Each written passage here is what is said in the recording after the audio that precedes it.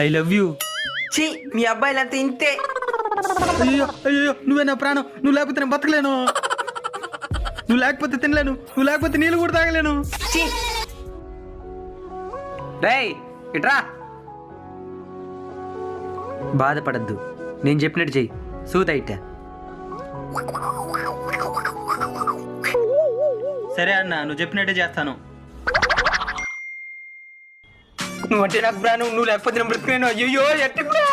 నువ్వు లేకపోతే నేను చచ్చిపోతాను. ఛీ, పా. అన్నా సంవత్సరం క్రితం నువ్వు చెప్పినట్టే చేసినాను.